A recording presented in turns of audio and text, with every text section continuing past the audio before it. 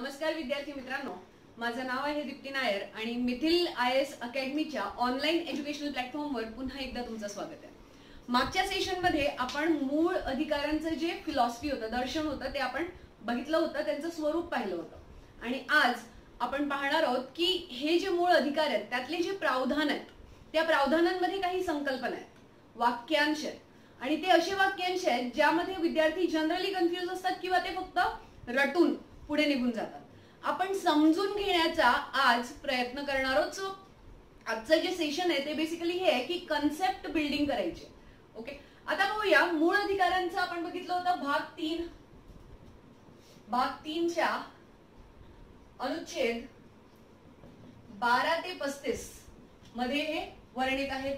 आता यांना जर आपण डिवाइड केलं तर तुम्हाला असं कळेल की अनुच्छेद 12 ही राज्याची व्याख्या करणारा अनुच्छेद आहे आणि अनुच्छेद 13 हे कायद्यात मूलभूत अधिकारांचं जे सुरक्षा करणारा किंवा मूलभूत हक्कांची जी सुरक्षा करणारा अधिकार आहे तो हा इथे दिलेला आहे की कशा प्रकारे यांची सुरक्षा केली जाईल। ठीक आहे, यानंतर मग बघितलं की 14 ते 18 हे जे आहेत 14 पासून 18 पर्यंत म्हणजे 14, 15, 16, 17, 18 हे समानतेचा हक्क सांगणारे अधिकार आहेत। जेव्हा की 19 स्वातंत्र्याचा हक्क आहे, 20 आणि 22 नागरिकांचे असे हक्क आहेत जे अटकेविषयी किंवा असे स्थानबद्धतेविषयी प्रोव्हिजन्स करतात। ठीक आहे, 21 जो आहे हा आहे जीवनाचा अधिकार,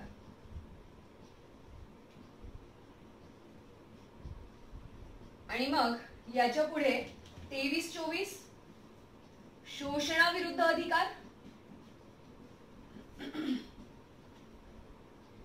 25 ते 28 धार्मिक स्वातंत्र्य नमूद केलेली आहे, आणि 29 आणि 30 अल्पसंख्याकांच्या शैक्षणिक आणि सांस्कृतिक हक्कांच्या तरतुदी इथे केलेल्या आहेत। बरोबर आहे, 31 जो आहे हा रिपील्ड आहे, आणि मग 32 अनुच्छेद 32 जो आहे हा आहे घटनात्मक उपचारांच्या तरतुदीचा अधिकार।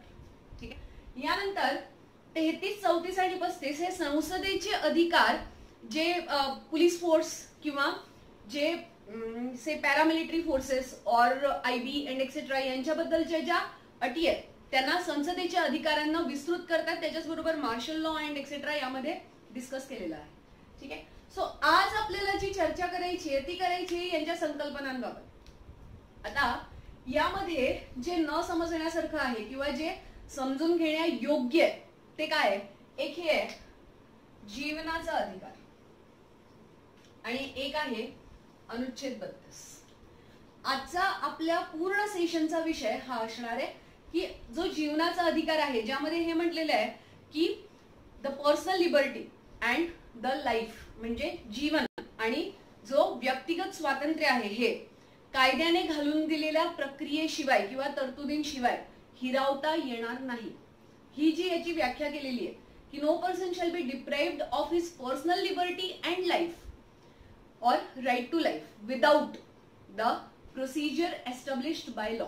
आता हे प्रोसिजर एस्टॅब्लिश्ड बाय लॉ आणि ड्यू प्रोसिजर ऑफ लॉ हे काय आहे याबद्दल आपल्याला इथे आज चर्चा करायची आहे।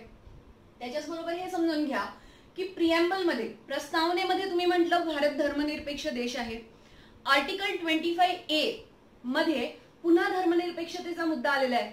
मग अशा देशात जिथे स्वातंत्र्याचे हक्क, समानतेचे हक्क तुम्हाला दिलेले आहेत तिथे धार्मिक स्वातंत्र्याच्या हक्कांचा एक ग्रुप वेगळा करण्याची काय गरज होती याबद्दलही आपण डिस्कस करूया।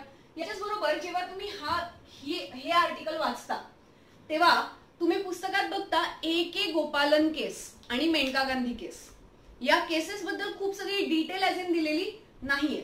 त्या केसेस काय होत्या, नक्की काय झालं होतं याबद्दलही आपण डिस्कस करूया, आणि मग अनुच्छेद 32 मध्ये काय काय तरतुदी आहेत यांनाही आपण डिस्कस करणार आहोत। ओके, हे जी व्हिडिओ सिरीज मिथिल IAS अकॅडमीने सुरू केलेली आहे ती अशा विद्यार्थ्यांसाठी सुरू केलेली आहे ज्यांना खरंच अभ्यास करायचा आहे, त्याच्याच बरोबर संकल्पना मजबूत करायच्या, कॉन्सेप्ट क्लिअर करायचे, आणि त्याच्याच बरोबर ग्रामीण भागात आहेत जे पुणे मुंबई पर्यंत येऊ शकत नाहीत, आर्थिक सामाजिकरित्या मागासलेले आहेत किंवा खूप संघर्ष करून काहीतरी मिळवण्याचा प्रयत्न करतोय, त्यांच्या या संघर्षात एक छोटीशी मदत आमच्यातर्फे आम्ही इथे करत आहोत. हा व्हिडिओ किंवा ही पूर्ण व्हिडिओ सिरीज जी आहे ही गरजू विद्यार्थ्यांपर्यंत पोहोचवा अशी एक कळकळीची विनंती मी इथे करते. ठीक आहे. आणि मग आजच्या सेशनला आपण सुरू करूया. बघा, article 12 I tell you definition of state. अनुच्छेद 13(1) जो आहे हा म्हणतो छायावादाचा सिद्धांत. आता 13 मध्ये काय दिलेलं आहे? 13 मध्ये हे दिलेलं आहे की मूल अधिकारांचे किंवा मूलभूत हक्कांचे उल्लंघन करणारे कायदे जर निर्माण झाले तर ते त्यांच्या ओरिजिन पासूनच नल अँड वॉइड ठरवण्यात येतील. म्हणजे ते अस्तित्वातच येणार नाही किंवा आले तर त्यांना बेकायदेशीर करार दिला जाईल. 13 हे आहे आर्टिकल 13. ठीक आहे. आता 13(1) मध्ये म्हटलेला आहे छायावादाचा सिद्धांत, जो आपण मागच्या सेशन मध्ये पाहिला होता. इव्हन जेव्हा आपण basic structure of Indian constitution पाहिलं होतं तेव्हाही पाहिला होता. त्यामुळे इथे पुन्हा सांगणार नाहीये. गोपालन केस जेव्हा येईल त्याबद्दल मी पुन्हा तुम्हाला हे सांगेन. ठीक आहे. 14 ते 18 जे समानतेचे सिद्धांत आहेत हे तुम्ही रटून ठेवलेले असतात. 14 मध्ये आहे equality before law, equal protection of law, विधीचं समान संरक्षण आणि विधीसमोर समानता. ठीक आहे. 15 मध्ये आहे state shall not discriminate on the ground of, only on the ground of RRCSP, race, religion, caste, sex, place of birth. Right. Then 16 मध्ये आहे equal opportunities in government employment. सरकारी ज्या संधी असतील त्यात समानतेचा अवसर किंवा अवसरांची समानता. यानंतर 17 मध्ये आहे अस्पृश्यतेचा अंत. 18 मध्ये आहे टायटल्स, अबॉलिशन ऑफ टायटल्स, तुमचे उपाधींचा अंत, पदव्यांचा अंत. 19 मध्ये स्वातंत्र्याचे हक्क आहेत. यामध्ये ABCDEF आहे. F होता संपत्तीचा अधिकार जो रिपील केला गेलेला आहे आणि G आहे व्यावसायिक स्वातंत्र्याचा अधिकार. ठीक आहे. यानंतर 20 आणि 22 स्थानबद्धते आणि अटके संबंधी सुरक्षा देणारा अधिकार आहे जो आपण पाहिला होता. आता येऊया जीवनाच्या अधिकारावर. ठीक आहे. नाव जीवनाच्या अधिकारावर येण्या अगोदर आपण इथे समजून घेऊया की हे जे 25 ते 28 आणि 29, 30 आहेत. अच्छा, हा तुम्हाला होमवर्क देते. चल, हा कमेंट बॉक्स मध्ये तुम्ही मला सांगणार आहात की भारत धर्मनिरपेक्ष देश आहे असं 42व्या संविधान संशोधन घटना दुरुस्तीने सांगितलं 1976 रोजी.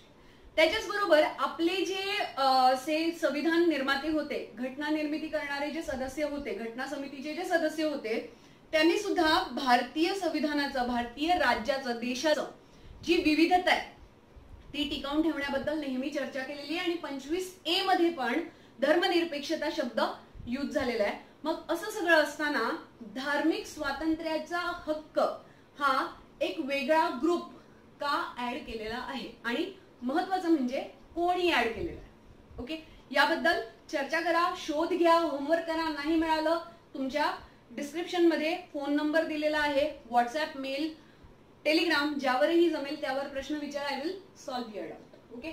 सो इथे 21 च्या बद्दल आज आपण डिस्कस करणार आहोत. सो अनुच्छेद 21 जो आहे, अनुच्छेद 21 म्हणतो की कोणत्याही व्यक्तीचे जीवित किंवा व्यक्तिगत स्वातंत्र्य कायद्यात घालून दिलेल्या पद्धतीखेरीज हिरावून घेतले जाणार नाही. आता इथे आपण पाहूया.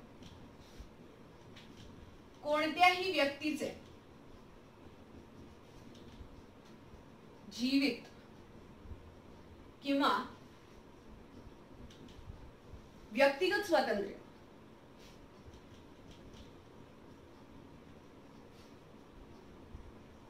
कायद्याने घालून दिलेल्या पद्धतीनुसार हिरावले जाऊ शकणार नाही. ठीक आहे. For English medium, the state shall not deprive the personal liberty or right to life of any person without procedure established by law. ठीक आहे. आता इथे जर तुम्ही बघितलं तर तुम्हाला काही विशेष टर्म्स मिळतात. कोणत्याही व्यक्तीचे, याचा अर्थ काय की एकतर हे नागरिकांसाठी आणि विदेशी नागरिकांसाठी दोघांसाठीही उपलब्ध अधिकार आहे, हे एक. ठीक आहे. त्यानंतर म्हटलं गेलेलं आहे जीवनाचा अधिकार, जीवित. This is right to life. Basically, this is translation in your Marathi book. So, जीवित म्हणजे काय? जीवनाचा अधिकार. ठीक आहे. आणि दुसरा व्यक्तिगत स्वातंत्र्य म्हणजे पर्सनल लिबर्टी हे हिरावून घेतलं जाऊ शकेल. हे हिरावून घेतलं जाऊ शकेल कसं? कायद्याने घालून दिलेल्या पद्धती शिवाय किंवा याला फॉलो केल्याशिवाय याला हिरावले जाऊ शकणार नाही. म्हणजे until you follow the procedure established by law, तोपर्यंत तुम्ही हे हिरावून घेऊ शकणार नाहीत असं यांनी म्हटलेलं आहे. याचा अर्थ असा की जर याला हिरावायचं असेल किंवा हिरावून घ्यायचं असेल तर त्याच्यासाठी तुम्हाला काय फॉलो करायचं आहे? कायद्याने घालून दिलेली पद्धत. आता कायद्याने घालून दिलेली पद्धत ही नेमकी काय आहे ही कन्सेप्ट इथे आता समजून घेऊया. ठीक आहे, सो इथे कट करूया. ठीक आहे, आता आपण इथे पाहतोय की कायद्याने घालून दिलेली पद्धत, that is procedure established by law. Procedure established by. आणि मग दुसरी जी संकल्पना असते याच्यात सारखी ती आहे ड्यू प्रोसिजर ऑफ लॉ.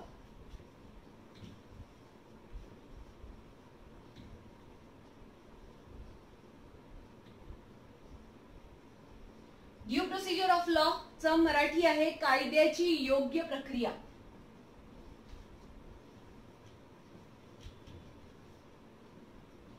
आता यांचा अर्थ काय आहे हे समजून घेऊया. पहिली गोष्ट तर याचा अर्थ समजण्यासाठी याच्या मागे जावं लागेल. आधार काय, ओरिजिन कुठून आहे हे पाहूया. फर्स्ट ऑफ ऑल ही जी टर्म आहे किंवा ही जी कॉन्सेप्ट आहे ही ब्रिटनच्या कॉन्स्टिट्यूशन मधून घेतलेली आहे. Britain origin. आता ब्रिटन ओरिजिन कशी काय झाली ही याला पण पाहून घ्या. तुम्हाला आठवत असेल 1688 बद्दल आपण डिस्कशन केलं होतं आणि या 1688 मध्ये गौरवपूर्ण क्रांती झाली होती. ग्लोरियस रिव्हॉल्युशन झालं होतं. ठीक आहे, हे ग्लोरियस रिव्हॉल्युशन बेसिकली काय होतं? ब्लडलेस रिव्हॉल्युशन याला म्हटलं जातं. आता ब्लडलेस म्हणजे हे की रक्त न वाहता जे राजतंत्र होतं त्याला हटवून लोकतंत्राची स्थापना झाली होती. याचा अर्थ असा की 1688च्या गौरवपूर्ण क्रांतीनंतर ब्रिटनचं जे साम्राज्य होतं त्याचं फक्त नाममात्रचा अधिकारी राहिला तख्त किंवा साम्राज्य. आणि साम्राज्यामध्ये कोण? राणी आणि राजा. ठीक आहे, मग जे ओरिजिनल कार्यपालिकेचे अधिकार होते किंवा एक्झिक्युटिव्ह राईट्स होते हे आले इंग्लंडच्या पार्लिमेंटकडे. आणि मग असं म्हटलं गेलं की इंग्लंडच्या पार्लिमेंटकडे सर्व अधिकार आहेत. इंग्लंडची पार्लिमेंट सगळं काही करू शकते. अशी कुठलीच गोष्ट नाही जी इंग्लंडची संसद करू शकत नाही. फक्त नैसर्गिक गोष्टी ज्या घडवल्या गेल्या आहेत त्यांच्या विभेदाला वगळता म्हणजे स्त्रीचा पुरुष करणं आणि पुरुषाची स्त्री करणं हे सोडून संसद सगळं काही करू शकते. ही ब्रिटनची म्हण आहे. This is saying in Britain. Okay, आता इथे ब्रिटनच्या पार्लिमेंटकडे प्रचंड अधिकार आले होते. हे प्रचंड अधिकार जे होते हे पार्लिमेंटकडे आल्यामुळे काय झालं की यांनी कायद्याची तरतूद घालून दिली आणि मग पार्लिमेंट स्ट्रॉंग आहे. पार्लिमेंटकडे खूप जास्त अधिकार आहेत. ऑब्व्हियसली ज्युडिशरी जी होती ती कमजोर होती आणि ज्युडिशरीचं काय काम होतं? न्यायपालिकेचं कार्य हे होतं की जर एखाद्या व्यक्तीला शिक्षा होत असेल, ड्यू प्रोसिजर ऑफ लॉ तुम्हाला आठवत असेल. सी रूल ऑफ लॉ आपण डायसीच्या सिद्धांतामध्ये वाचला होता. A.V. Dicey the ज्युरिस्ट of Britain, है ना. यांनी काय म्हटलं होतं? यांनी म्हटलं होतं की कोणत्याही व्यक्तीला तोपर्यंत शिक्षा करायची नाही जोपर्यंत त्यांनी कायद्याचं उल्लंघन केलं नसेल. आता जर एखाद्या व्यक्तीने कायद्याचं उल्लंघन केलं आणि त्याला शिक्षा करण्यात आली तर ती शिक्षा करताना जो कायदा, ज्या कायद्याअंतर्गत त्याला शिक्षा झाली आहे तो कायदा बनवताना किंवा तो कायदा तयार करताना योग्य प्रक्रियेचा उपयोग झाला आहे की नाही, बरोबर आहे. आणि योग्य कायद्याअंतर्गत त्या व्यक्तीला शिक्षा केली जात आहे की नाही इतकं पाहण्याचा अधिकार न्यायपालिकेकडे होता. याला म्हटलं जातं प्रोसिजर एस्टॅब्लिश्ड बाय लॉ. ठीक आहे, इथे न्यायपालिकेकडे काय अधिकार होते? न्यायपालिकेकडे अधिकार हे होते की ज्या कायद्याच्या अंतर्गत एखाद्या व्यक्तीला शिक्षा केली जात आहे त्या कायद्याची तरतूद किंवा त्या कायद्याची एस्टॅब्लिशमेंट, तो कायदा अस्तित्वात येताना योग्य प्रक्रिया फॉलो केली गेली आहे की नाही हे न्यायपालिका पाहणार. तसंच त्या व्यक्तीला शिक्षा ज्या कायद्याअंतर्गत दिली जात आहे तो कायदा बरोबर आहे की नाही हे न्यायपालिका पाहणार. हे आहे प्रोसिजर एस्टॅब्लिश्ड बाय लॉ. ठीक आहे.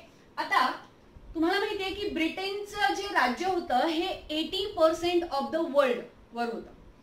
80% पेक्षा जास्त जग यांच्या अंडर होतं किंवा ब्रिटनच्या अधिकाराखाली होतं, कॉलनी होती.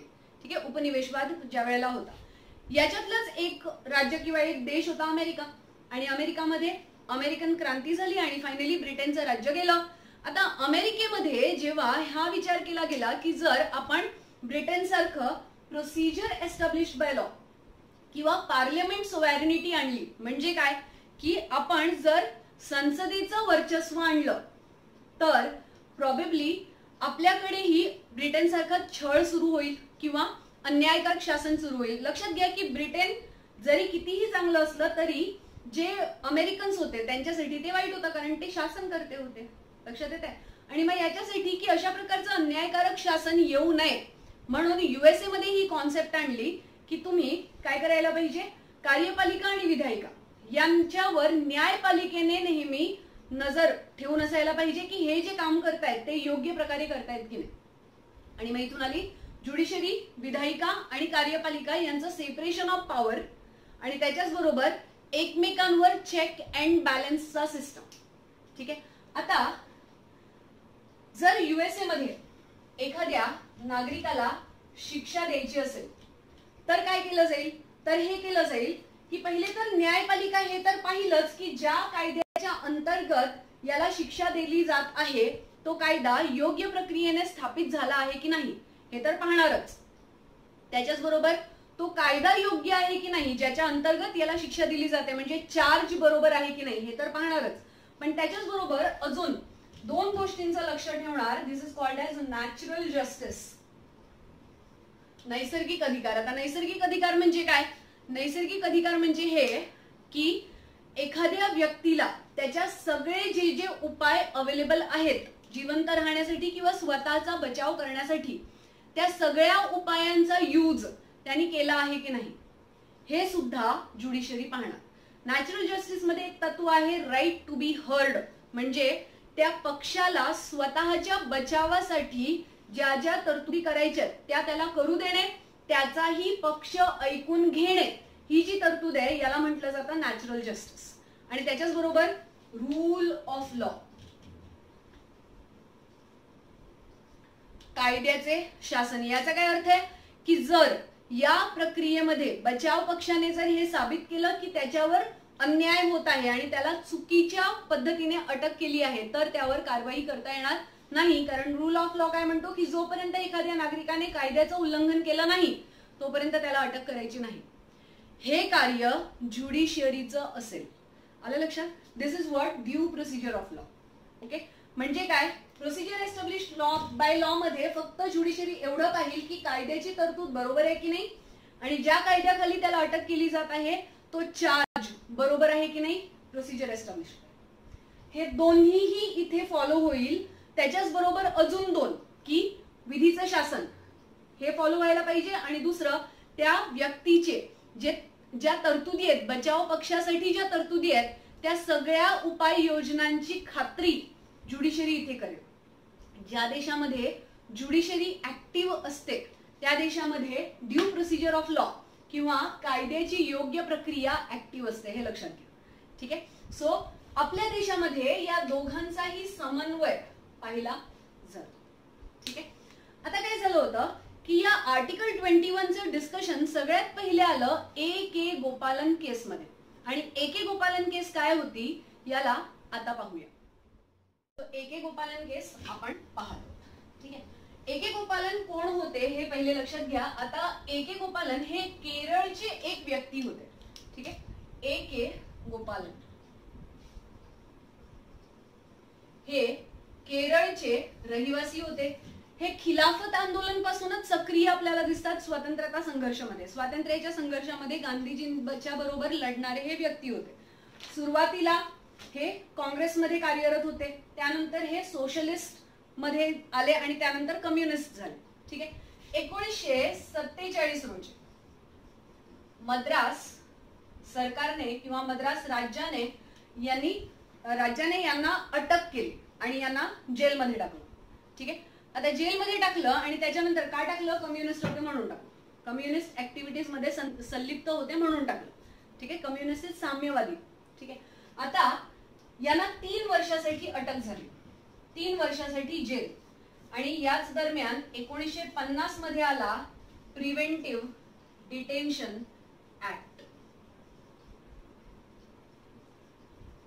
हा होता स्थान प्रतिबद्धतेचा कायदा किंवा जो याला स्थान प्रतिबद्धतेचा कायदा असं म्हणतात, याला प्रिव्हेंटिव्ह डिटेन्शन ऍक्ट असं म्हणतात, याला निवारक निरोध अधिनियम असंही म्हटलं जातं. ठीक आहे. याचा मराठी एकदा तुम्ही पाहून घ्या की हे काय आहे.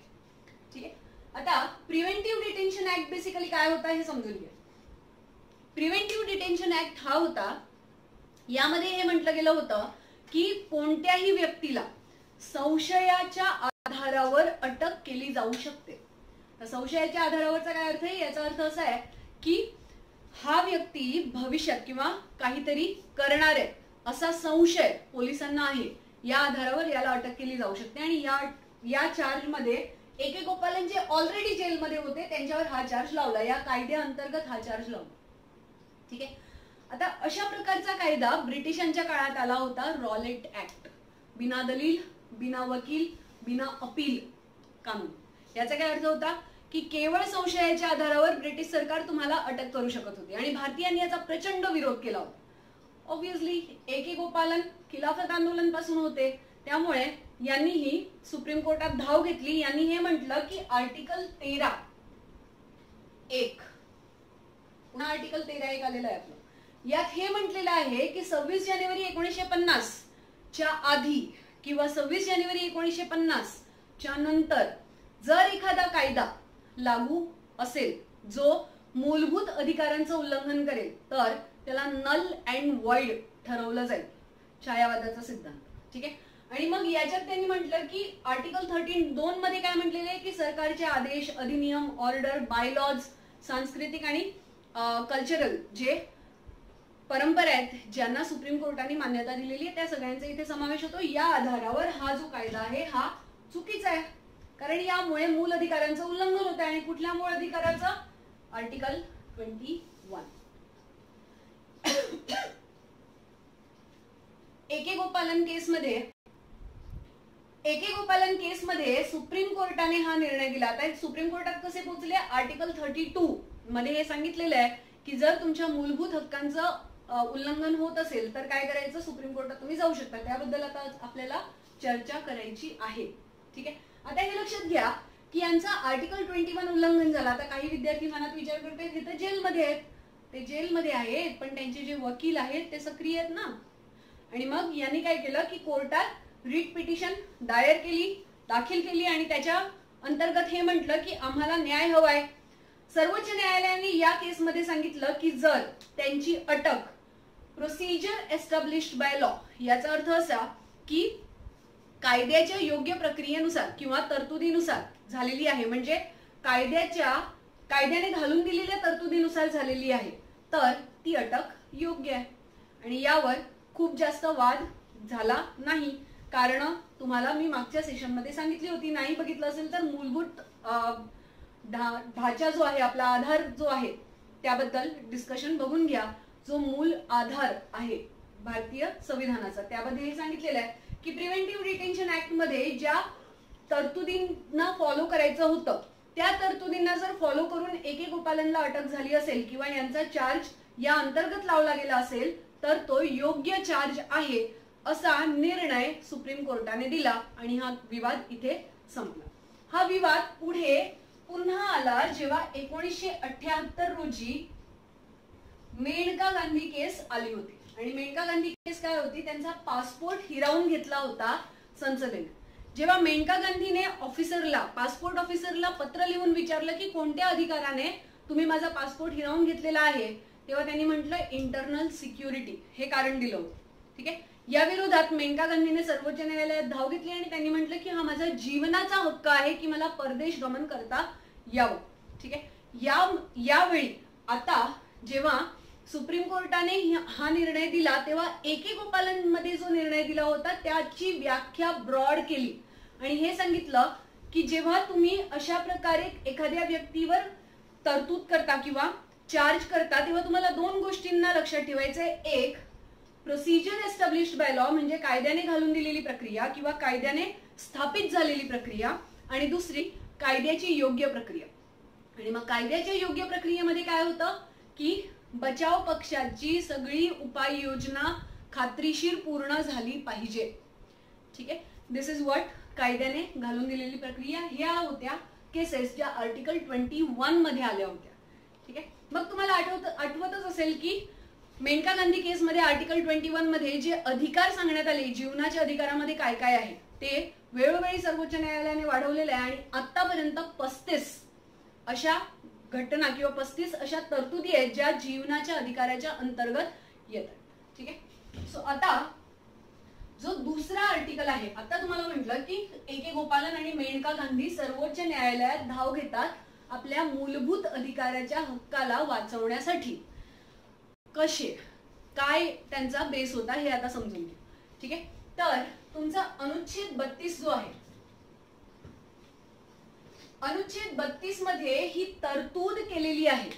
अनुच्छेद 32 मध्ये ही तरतूद केलेली आहे की जर एखाद्या व्यक्तीचा से A.K. गोपाल किंवा मेनका गांधी यांनी हा दावा केला की आमचा एक मूळ अधिकार, एक मूलभूत हक्क याचं उल्लंघन केलं गेलेलं आहे आणि कोणाद्वारे? सरकारद्वारे. तर हे लोक कायद्याच्या तरतुदीनुसार सर्वोच्च न्यायालयाकडे धाव घेणार आणि सर्वोच्च न्यायालयामध्ये एक पिटिशन दायर करणार की तुम्ही आम्हाला न्याय द्या किंवा एक असा रिटर्न फॉर्मल ऑर्डर जारी करा ज्या अंतर्गत आम्हाला न्याय मिळेल. आणि मग सुप्रीम कोर्ट या अनुसार काय करेल? या अनुसार सुप्रीम कोर्ट एक लिखित आधिकारिक आदेश इश्यू करेल. यालाच इथे आपण रीट असं म्हणतो. आलं लक्षात? एखाद्या व्यक्तीचा अधिकार, मूलभूत हक्क उल्लंघन झाला, त्यांनी सुप्रीम कोर्टात पिटिशन दायर केली आणि पिटिशन दाखल केल्यानंतर लिखित अधिकारिक आदेश जर सुप्रीम कोर्टाने इश्यू केला तर त्याला म्हटलं जातं रीट.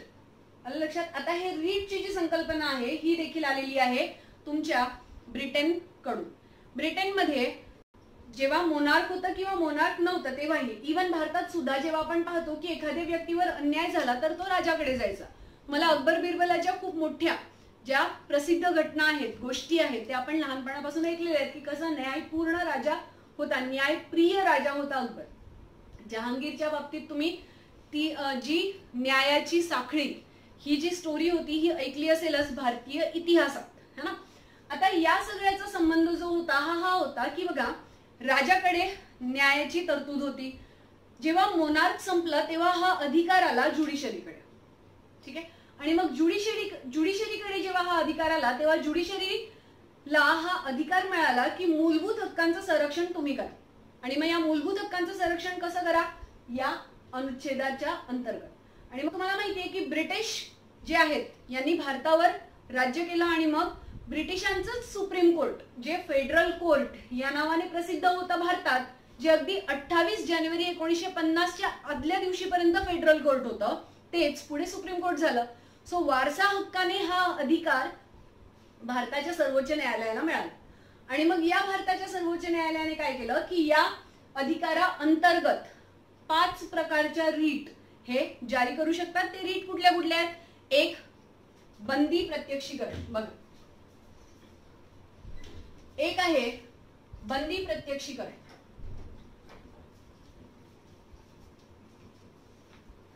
एक आहे प्रतिषेध, एक आहे उत्प्रेषण, एक आहे अधिकार पृच्छा,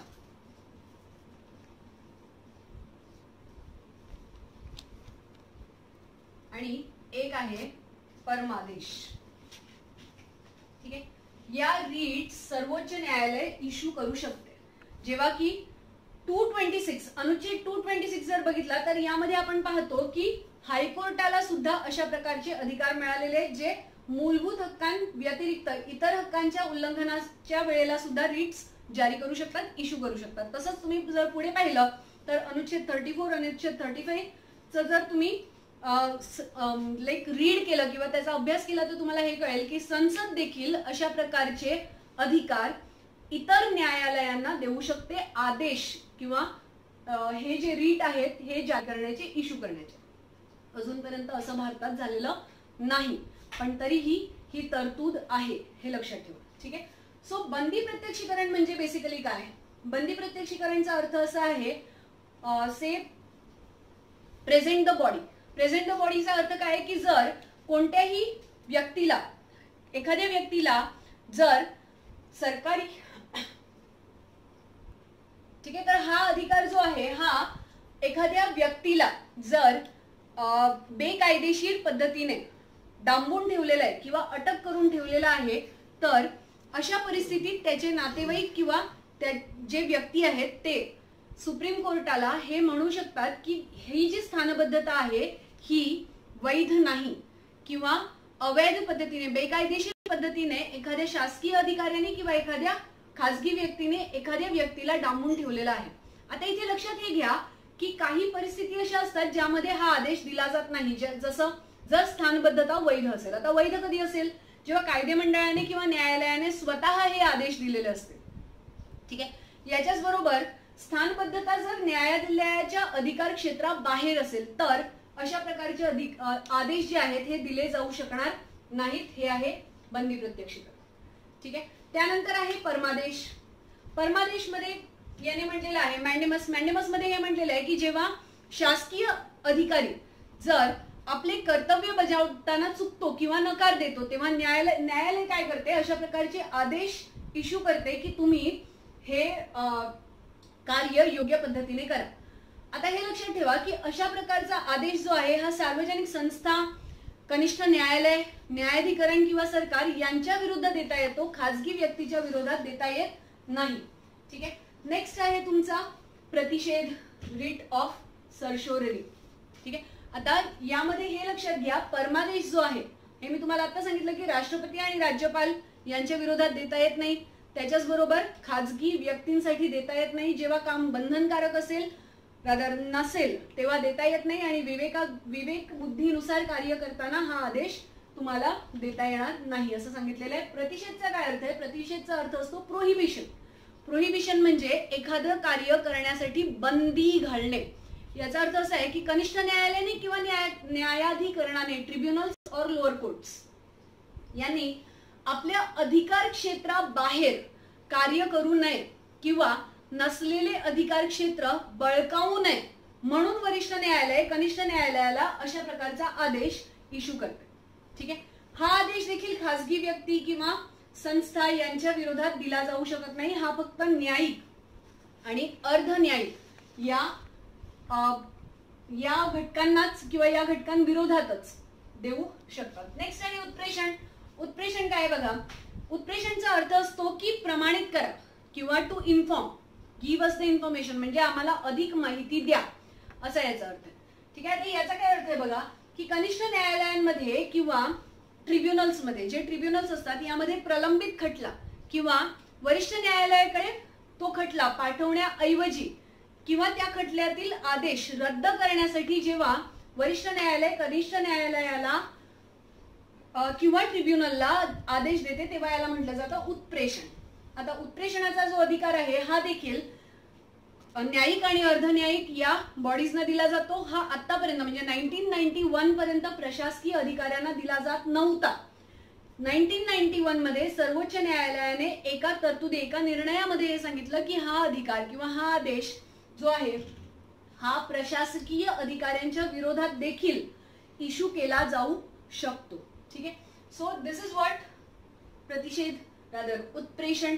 आणि मग आहे तुमचा अधिकार पृच्छ. अधिकार पृच्छ म्हणजे एखाद्या पदावर असलेल्या व्यक्तीला जेव्हा न्यायालय हे विचारतं की कोणत्या अधिकाराने तुम्ही या पदाचा वापर करत आहात, तेव्हा या रीटला किंवा या आदेशाला अधिकार पृच्छ असं म्हटलं जातं. इन शॉर्ट, जेव्हा व्यक्तींविरोधात वैधतेची चौकशी करण्यासाठी आदेश इश्यू होतो तेव्हा त्याला को वॉरंटो असं म्हणतात. ठीक आहे. आता राज्याने किंवा राज्यघटनेने किंवा कायद्याने निर्माण केलेल्या पदासाठीच हा आदेश इश्यू होतो. मंत्रिपदाविरुद्ध किंवा से खासगी व्यक्तींविरुद्ध हा दिला जाऊ शकत नाही. ठीक आहे. So these are the rights we have discussed in article 32. याला मी खूप जास्त डिटेल डिस्कशन याच्यासाठी नाही केलं कारण हे तुम्हाला माहिती असतं किंवा हे तुम्हाला असे पुस्तकांमध्ये वगैरे लिहिलेलं मिळतं. ज्या संकल्पना आहेत त्या समजून घ्या की यांचे काय अर्थ असतात. ठीक आहे. म्हणून आज आपण हे सेशन घेतलेलं आहे. यामध्ये आपण काही गोष्टींना कव्हर केलेले आहे, जसं आर्टिकल 21 मध्ये जी गोपालन केस आली होती त्याला आपण पाहिलं, मेनका गांधी केस आली होती त्याला आपण पाहिलं, त्याच्याचबरोबर प्रोसिजर एस्टॅब्लिश्ड बाय लॉ आणि ड्यू प्रोसिजर ऑफ लॉ या दोघांचाही कन्सेप्ट आपण पाहिला. आणि त्याला आता शॉर्ट मध्ये जाता जाता एकदा पुन्हा सांगते. Procedure established by law British concept आहे, due process of law USA ची कन्सेप्ट आहे. ठीक आहे. बऱ्याच ग्रंथांमध्ये हे दिलेलं नाहीये. तुम्हाला जे सांगते ते याचे संदर्भ ग्रंथ तुम्हाला डिस्क्रिप्शन मध्ये देईल. ठीक आहे. यानंतर जी ड्यू प्रोसिजर ऑफ लॉ आहे त्याचं ज्युरिस्डिक्शन, ज्युडिशरी न्यायपालिकेचा अधिकार क्षेत्र ड्यू प्रोसिजर ऑफ लॉ म्हणजे कायद्याची योग्य प्रक्रिया यामध्ये जास्त मोठं आहे.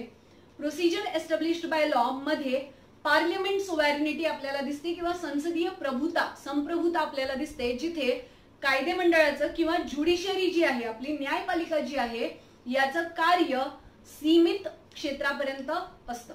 ठीक आहे. या ड्यू प्रोसेस ऑफ लॉ म्हणजे कायद्याची योग्य प्रक्रिया जी आहे यामध्ये नॅचरल जस्टिसचा अधिकार फॉलो केला जातो. नॅचरल जस्टिसचा एक सिंपल अर्थ असा आहे की प्रत्येक व्यक्तीला हा अधिकार देण्यात यायला पाहिजे की ज्या उपाययोजना आहेत म्हणजे संरक्षणाच्या उपाययोजना या सगळ्या उपाययोजनांची तरतूद त्यांनी केली असली पाहिजे. आणि मग त्या तरतुदीनुसार सुद्धा जर तो स्वतःला वाचवू शकला नाही किंवा स्वतःला निष्पाप साबित करू शकला नाही तर त्याला शिक्षा द्या. हे आहे ड्यू प्रोसेस ऑफ लॉ. ठीक आहे. त्यानंतर आपण बघितलं आर्टिकल 32. आता आर्टिकल 32चं महत्व हे आहे की डॉक्टर बाबासाहेब आंबेडकर यांनी याला संविधानाचा आत्मा, घटनेचा आत्मा म्हटलेला आहे.